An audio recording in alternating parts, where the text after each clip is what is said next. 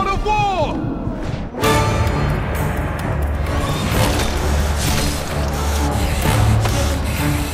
Do you see, gods of Olympus? Say what you want, but the PlayStation 2 has been good to us.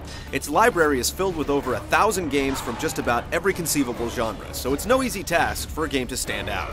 This is especially true in the sequel-driven climate the industry is currently brewing in. That's why the first God of War shocked us with its quality. As the saying goes, fool me once, shame on you. Fool me twice, shame on me. God of War 2 is looking to prove that there's no trickery going on, but does it belt out the system's swan song, or come down with a serious case of laryngitis?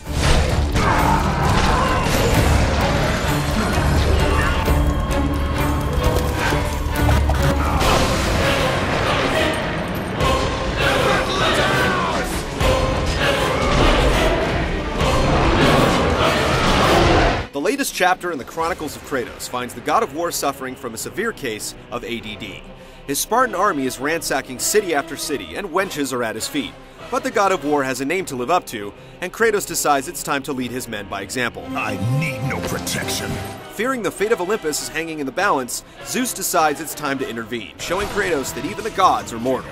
Rescued from damnation, he sets off to find the Sisters of Fate, the weavers of the fabric of time.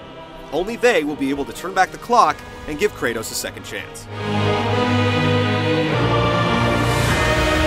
It's rare to find a video game with a story to tell that hasn't already been driven into the ground by the movie industry. That's why the alternate Greek mythology explored in the God of War series is so refreshing and gripping. God of War 2 basically empties the bucket, reaching into the darkest corners of these fictitious characters to yank out a drama far more interesting than you'll ever read in a high school textbook. Like any action movie, you'll need to suspend your feeling of disbelief. But video game stories simply don't get much better than this.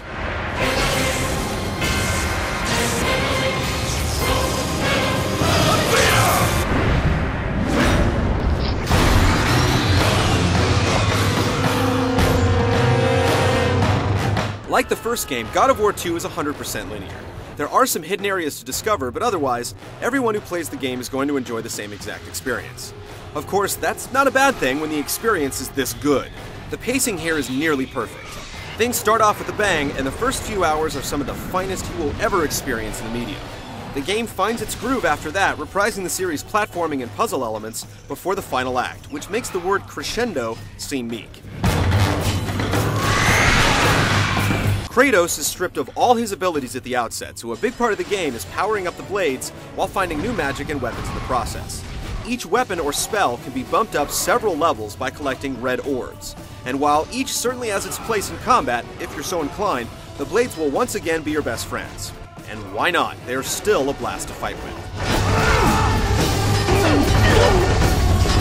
That's not to say that all you'll be doing is ripping into enemies. Like the first game, there's a huge platforming and puzzle element at play, as well as plenty of context-sensitive moments and mind-blowing boss battles. Gone are the long slogs through wave after wave of repetitive enemies. You jump platforms and solve brain twisters just as often as you spill blood in God of War 2, and it keeps the game from ever turning into a drag.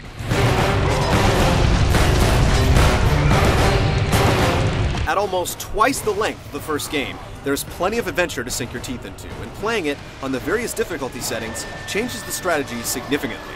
Once the quest is done, you still have a variety of challenge modes to tackle, and overall, you're getting a lot more value here than you did from the first game. Visually, there aren't many PlayStation 2 games in the same league as God of War 2. The first is gorgeous, and here the bar is raised. The PlayStation 2 is definitely working up a sweat running this game, as evidenced by the persistent screen tearing.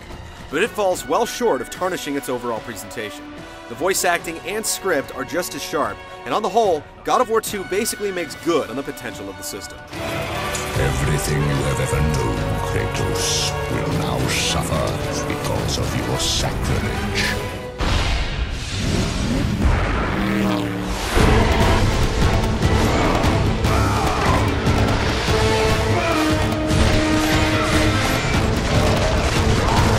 We've been playing hack-and-slash games for a long time, and that's ultimately what God of War 2 is. The buttons on your DualShock 2 are definitely going to get a workout as you pound out combos with the blades. What sets this series apart from the rabble is the depth. There are so many different weapons, and through their various upgrades, it can take a while to master each one. The enemies are still a bit slack-jawed, often standing around seemingly waiting for their turn to be felled.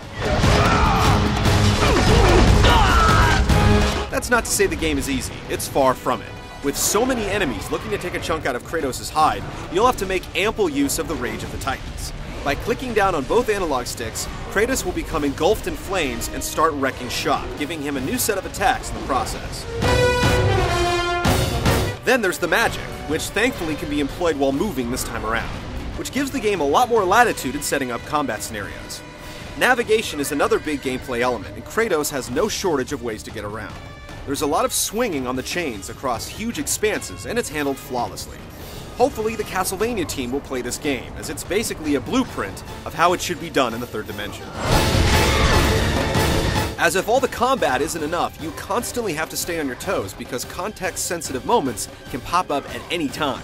While having to pound on the circle button to open doors gets a bit ridiculous by the end of the game, the rest of it is great. The boss fights are the biggest benefactor of this, and the commands are spaced in such a way that you're able to watch what's going on instead of training your eyes on one spot of the screen waiting for the next button to play. Speaking of the boss fights, God of War 2 piles them on, and these aren't generic attack the weak spot affairs either. The creativity at work here is impressive, and we haven't played a game with more satisfying clashes since Resident Evil 4. Whoever programmed the camera for this game deserves a gold star. You have no control over it whatsoever, but you don't really need it. You're almost always given a perfect view. The only thing we would have liked to have seen was the ability to go into first person to help with some of the puzzles and navigation. But like the first game, it's not there. There are a few issues that should be mentioned. First of all, invisible walls everywhere. There are places you should be able to go that you simply can't. There are also some inconsistency issues where navigation is concerned. There are ledges that Kratos can blatantly reach, but the game simply won't allow him to grab onto them until some other condition has been met. It's not a huge deal, but it demonstrates that there's one clear way to complete the game, and can make some puzzles more confusing than they should be.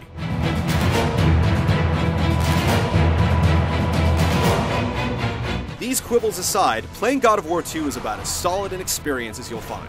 There's flexibility with the weapons and magic. The blend of combat, puzzles, bosses, and context-sensitive moments is nearly perfect. And most importantly, it's just a blast to play.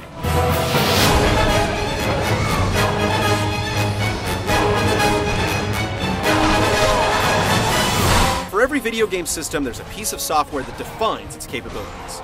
God of War 2 is that game. It's a thrill ride from beginning to end, and one of those experiences that will cause you to hunker down, turn off your phone, and check out of reality for a few days. There's a certain sameness about it, and there are a couple of hangovers from the first outing, but there's no denying that it's superior. If you're looking for that last game to send your PlayStation 2 out in style, this is it.